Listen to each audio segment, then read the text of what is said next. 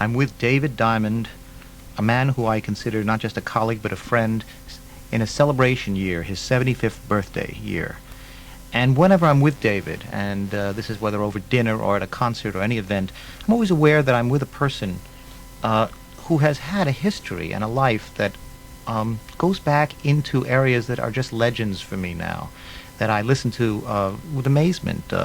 Not just his studies with Boulanger, but his entire association with the musicians, the playwrights, and the artists of the earlier parts of this century. And of course, the wonderful thing is that David Diamond is extremely active now, as he always has been, as an prolific composer. So it's a person who's part of history and part of the present. Anyway, welcome, David, and I'm very happy to have you here. Thank you very much, John. Tell me a little bit about some of that wonderful life. We could go on for hours, and I think you're writing an autobiography, and yes.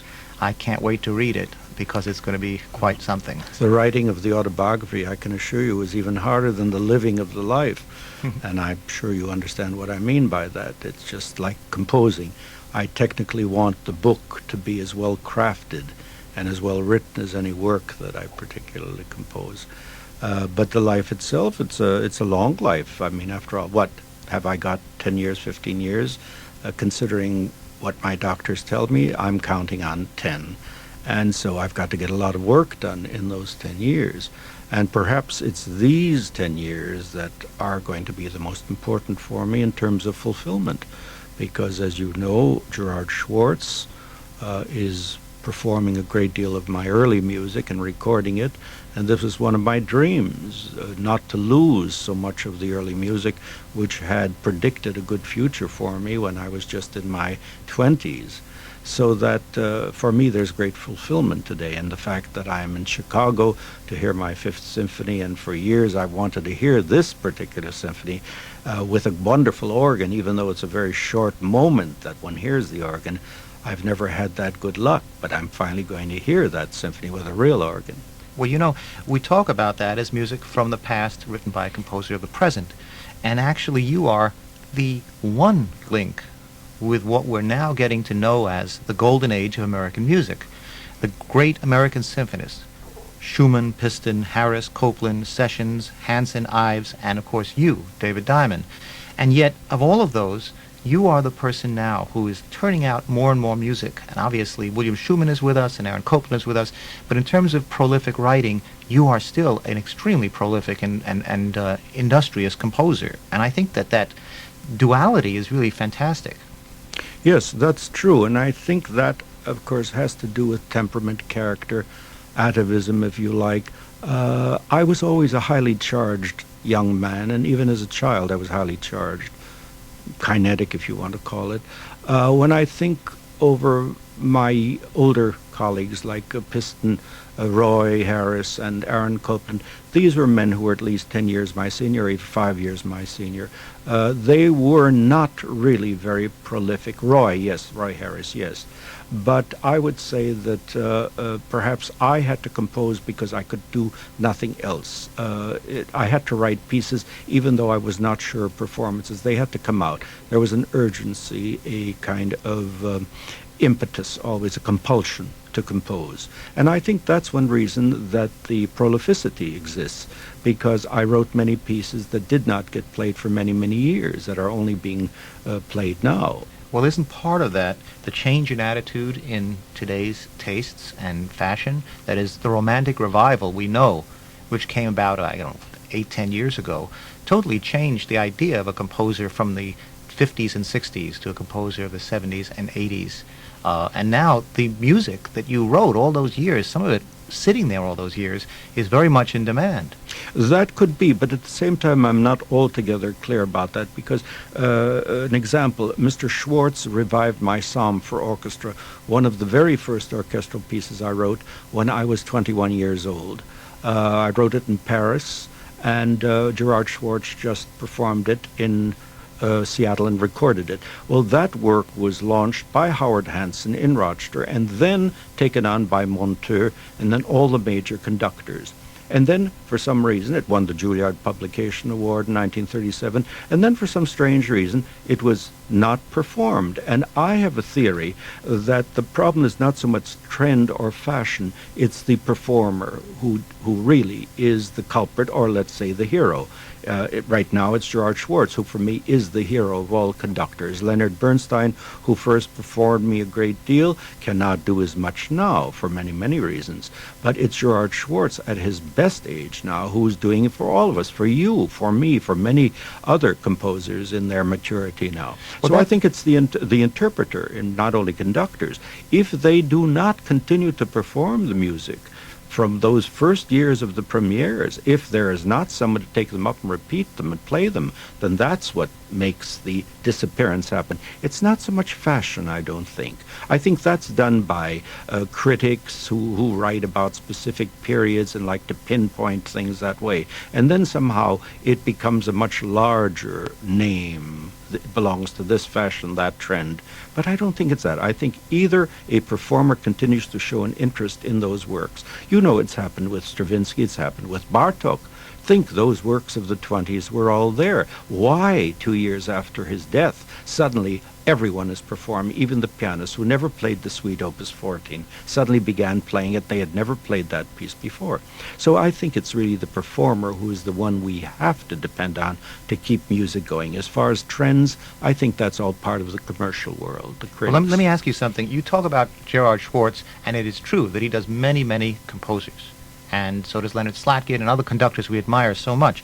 On the other hand, Gerard Schwartz has done something rather unique, and that is, I think, that he has picked you, and I think a very great choice, to do a lot of your music all over the place. Yes, it's quite remarkable. We can go back to Toscanini and his championing, say, of Puccini, or Sir Thomas Beecham, and how Delius really was made into a repertoire composer by Beecham's continual performances all over the world of Delius's music. And Sir Adrian Boult, Sir Adrian Boult with Vaughan Williams, yes. And Bernstein with Copland, yes. I would say. And Bill Schumann. Yes. And I think that is unique, because there are many composers today that do contemporary music. But a lot of them do a wide variety and don't specialize in anyone in particular. And I think it's wonderful to see a conductor seize upon a composer and say, I want this composer to be heard, all his music, by me, recorded by me, performed by me, and that alone can change a composer from being a somewhat popular composer into a standard repertoire composer. Yes, in that case, Schwartz is very much, I would say, more like Koussevitzky than Toscanini or Stokowski when I was a young man. Koussevitzky championed who? Aaron Copland, Roy Harris, then Bill Schumann, myself. You see, so Gerard Schwartz is doing that more than anyone. Slatkin, of course, has been doing that. He has not yet performed me, but I hope one day he will. But I think Schwartz is the one who is doing what pretty much Koussevitzky did. And he's going to record all your symphonies, is that right? That is his plan. He's already done many of Hansen's, many of Piston's, and he's done, let's see, there will be, the second disc will have the third symphony. The first has the fourth and the second, then the third will have the first and the seventh. So he is sailing along beautifully, and then with each of those discs comes an early, shorter work, and he's even going to record the first orchestral suite from a ballet called Tom, which I did with E. Cummings way back in 1936. So, all in all, he is very unique indeed.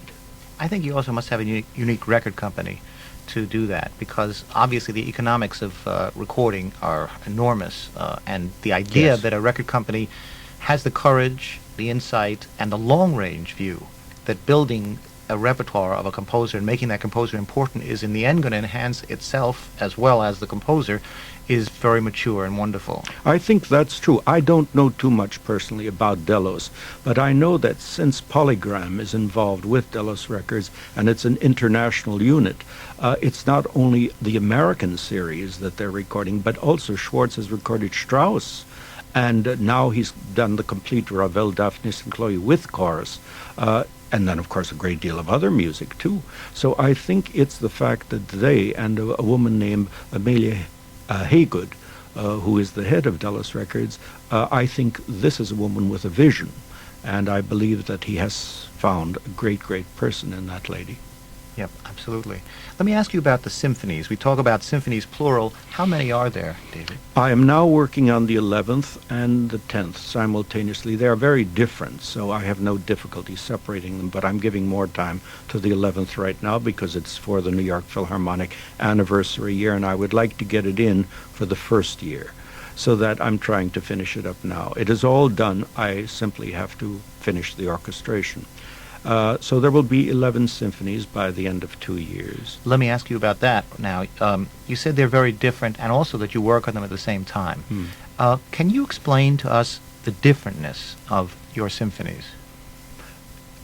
That may be a very hard in a short period of time, even talking this way face to face. The first symphony is preceded by 2 other symphonies which I have since suppressed.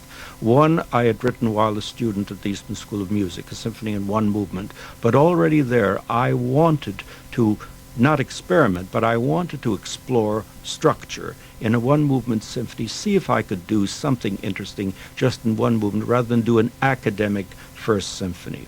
And Howard Hanson read it through and performed it, and I thought it was all right. It seemed to be very derived from a kind of César Franck Chausson-like quality, and so I put it aside.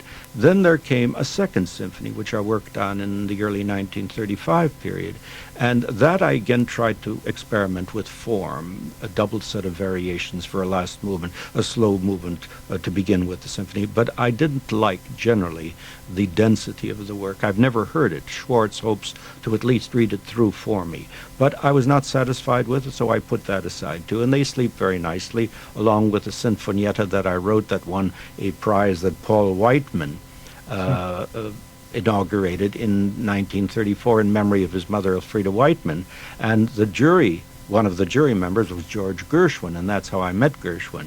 Yes. In fact, I was just thinking now that if you do like that second discarded symphony, it'll be like Dvorak. You're going to be renumbering all your symphonies. I doubt it. I doubt it. They cannot be performed. I'm going to see to that. Okay. I'm curious to hear them read. The second I'd like to hear read. But at any rate, I wrote a real first symphony when Metropolis said, I want you. He had seen the Psalm for Orchestra. He said, now you must write a first symphony. And so I wrote one beginning in 1940, and he gave the premiere with the New York Philharmonic. Your father was the concert master, and that's how I got to know him well. That's right. And your second symphony I heard last season, I think it was the season before maybe, in Waterloo. Yes. A terrific piece, and again, a very American-sounding work. It felt like only an American could have written it. And yet they're very different from the first. The first was modest.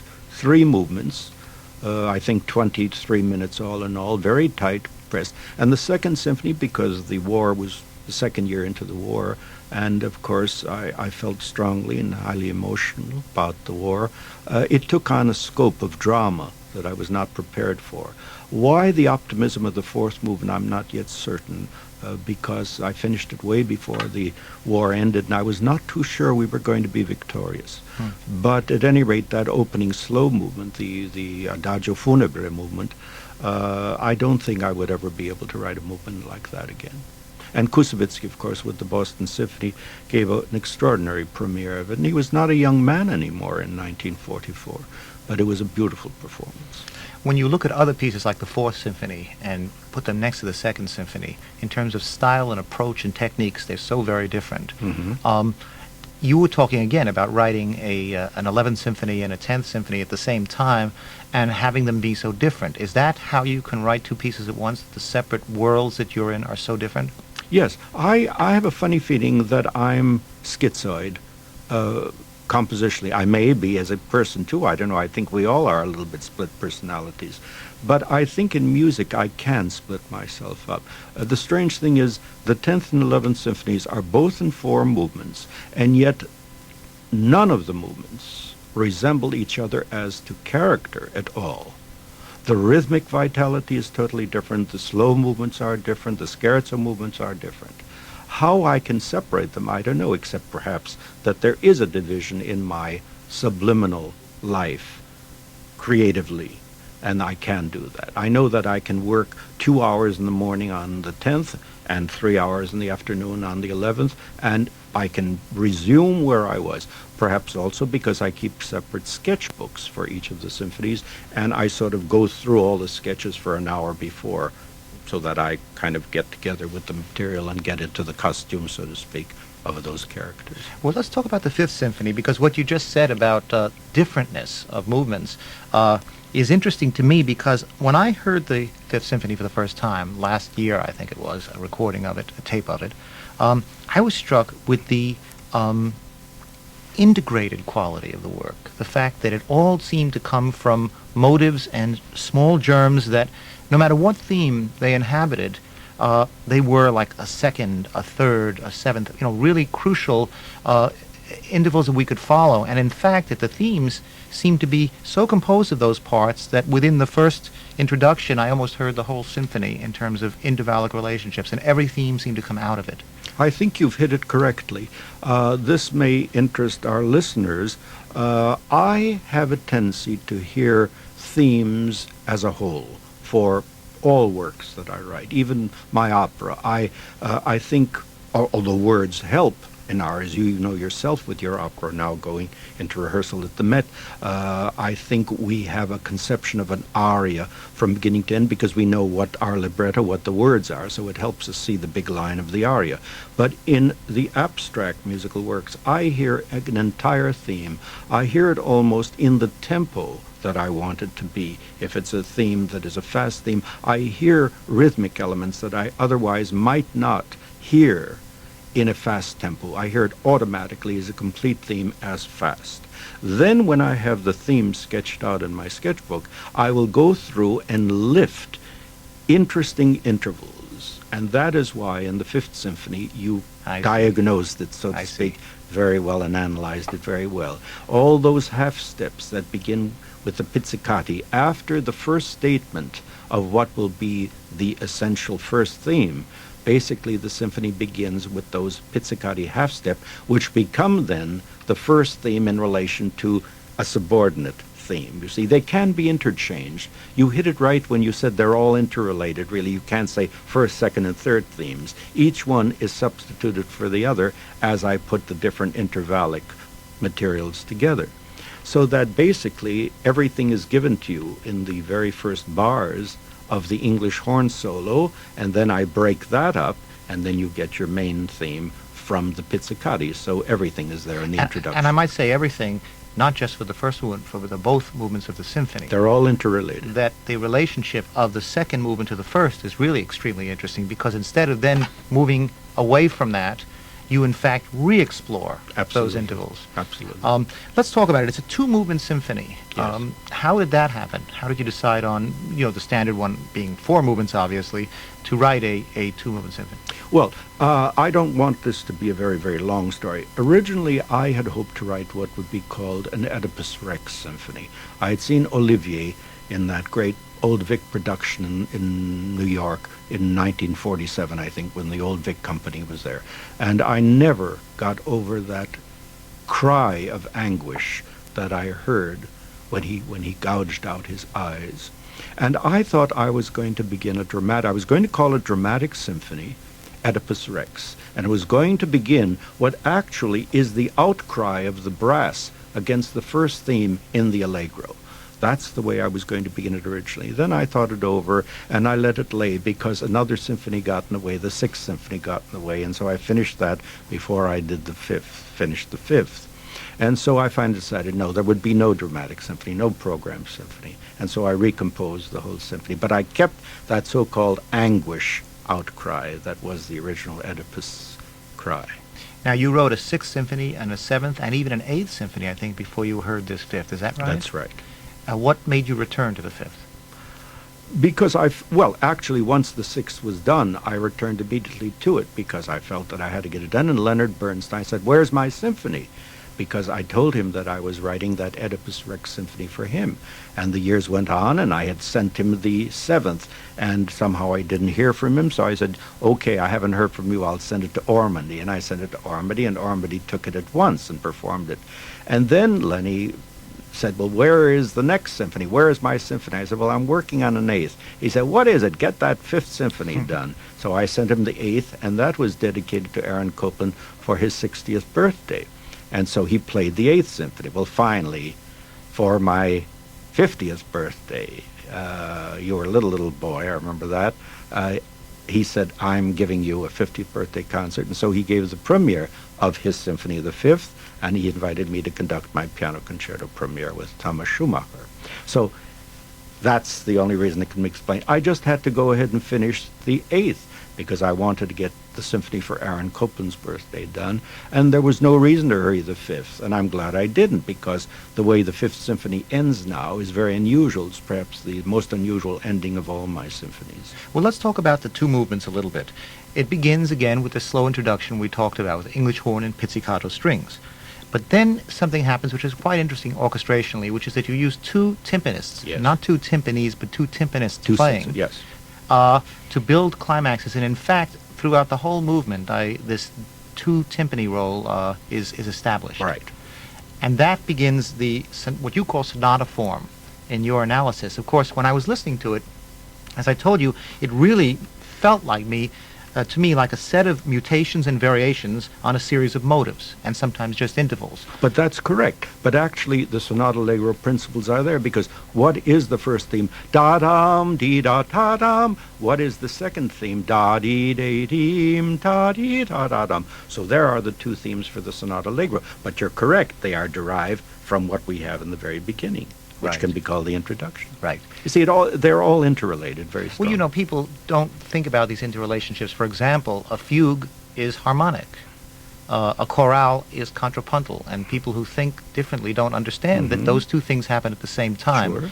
Sure. Very many things very often happen at the same time when we're composing. So this unification of motive and yet separate theme is part of your process, obviously. That's right. It's part of your... Now, do you carry that process, by the way, into all symphonic works, or was it specially used in this book? No, I would say after the Fourth Symphony, this process takes over.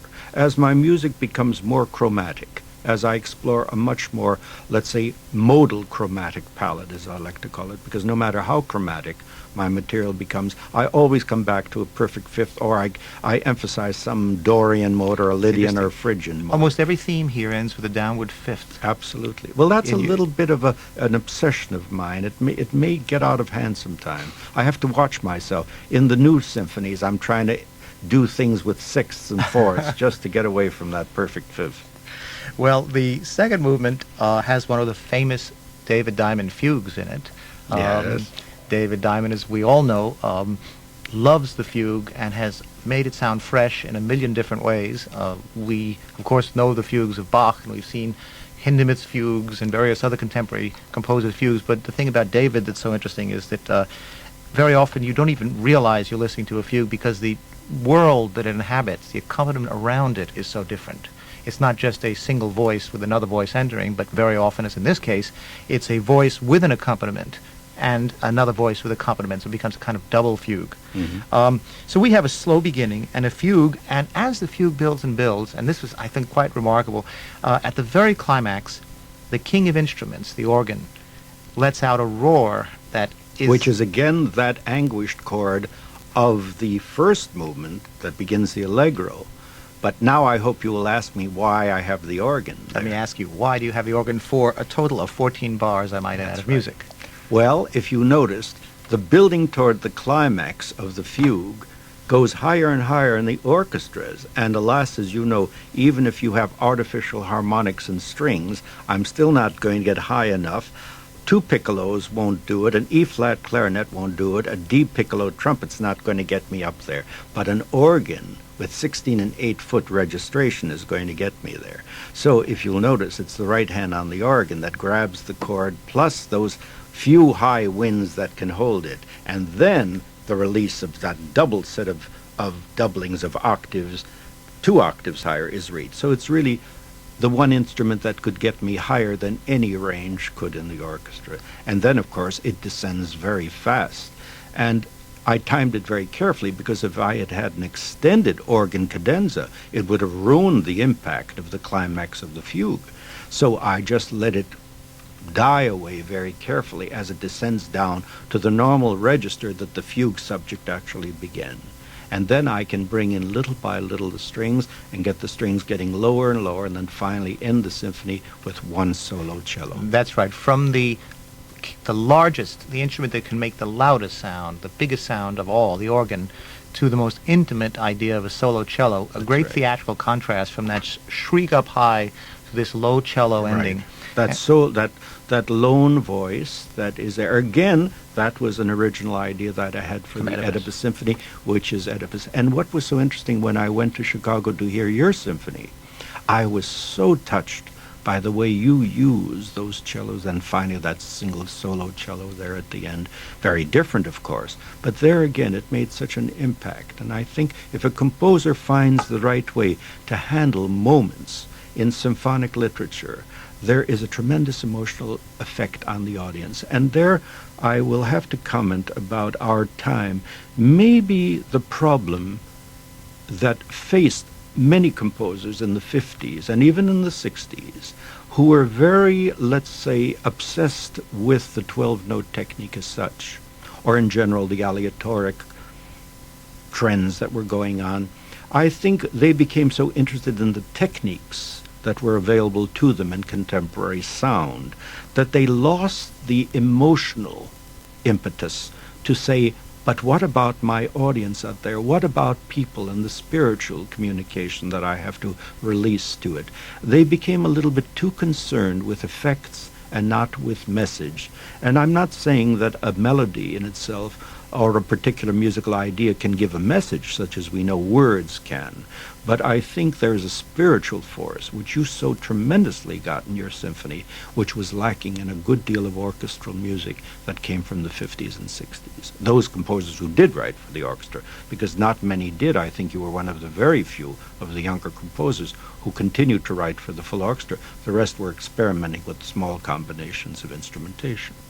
Well, David, you're reaching out on every single piece of yours from your first years to Symphony Number 11, as I'm sure it will, is why your music now is being recorded and played so much. And what a joy for me it is to have you here and to help celebrate your 75th birthday. Thanks so much. Thank you, John, very much.